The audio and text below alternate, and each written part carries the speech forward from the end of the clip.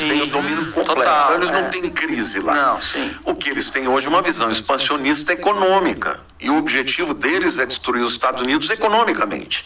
Por isso é interessante fazer com que os Estados Unidos fiquem em várias frentes de guerra. Exato. Né? Os Estados Unidos tem que mandar o seu contingente para o mar Mediterrâneo. Exato, para a Ucrânia. Para a Ucrânia e agora no mar da China também. Exato. Por causa da invasão de Taiwan. Para a China isso é maravilhoso. Ela está lá, não está fazendo nada, só está expandindo economicamente e os Estados Unidos gastando dinheiro. Exato, exato. E se tendo problemas sérios dentro do seu próprio país, porque os democratas hoje apoiam Israel, mas não apoiam como o Trump. O Trump fala assim, ó, se eu ganhar eu vou sair da Ucrânia. E, cara... Já os democratas apoiam a Ucrânia. E eu vou te dizer outra que me preocupa. Eu falei então um pouco da Rússia, um pouco da China, vou dizer agora uma preocupação eminente para mim em relação aos Estados Unidos. Porque mesmo no meio dos conservadores, mesmo no meio dos republicanos, a gente viu essa semana, eu vi coisas que eu fiquei chocado, por exemplo, do Tucker Carlson. Sabe, que é o maior programa da Fox. O maior programa do mundo, que era da Fox, agora ele saiu da Fox, tá independente, tá no X, tá no X. Fez um programa inteiro atacando Israel. Inteiro. O Tucker Carlson. O Tucker Carlson entrevistou um pastor... Você tá de brincadeira? Um pastor de Ramallah. Qual foi o argumento? Que Israel maltrata os cristãos palestinos.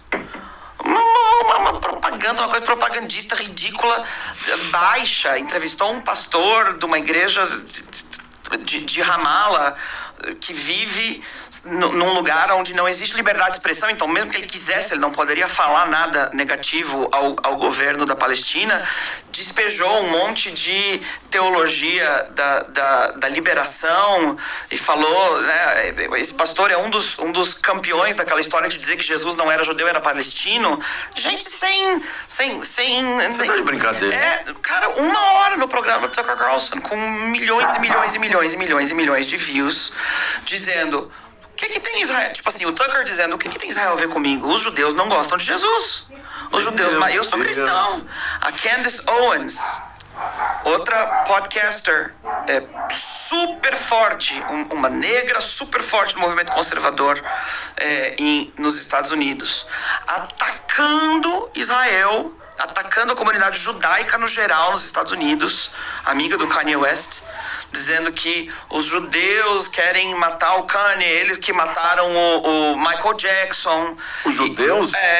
E que qual o propósito? Que o médico que envenenou o Michael Jackson era judeu, mas isso foi um complô da comunidade judaica que controla a mídia.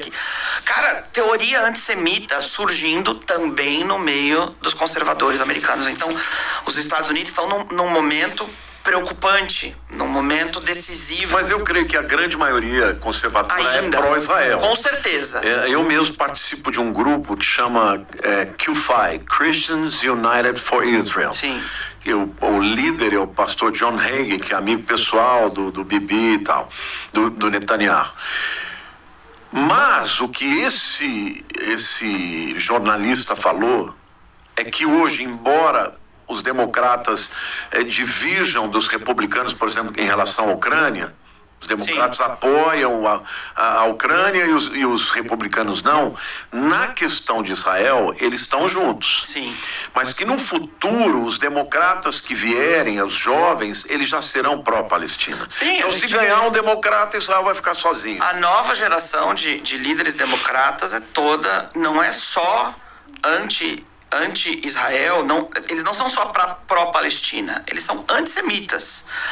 E anticristãos também. Anticristãos, totalmente. A Rashida Tlaib, o Ocasio-Cortez, a AOC, toda a galera que é assim, meu Deus, olha que força do Partido Democrata que está surgindo agora para a nova geração. Eles são todos antissemitas, anticristãos. É muito, muito, muito preocupante. E acho que a gente precisa fazer um trabalho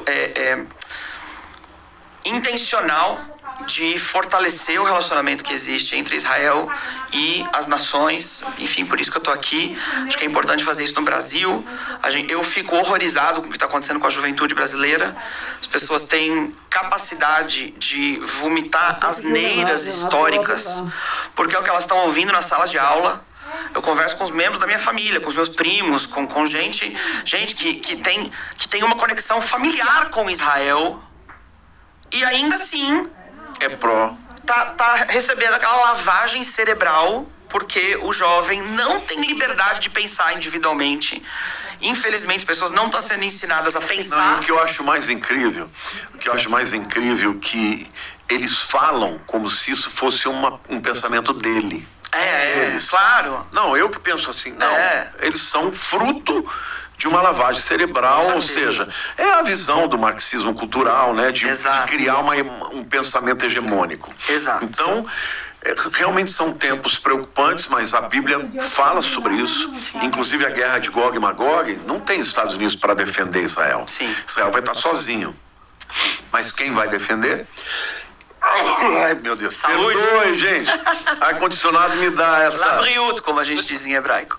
Saúde, né? Isso. Labriut. Na verdade, eu creio.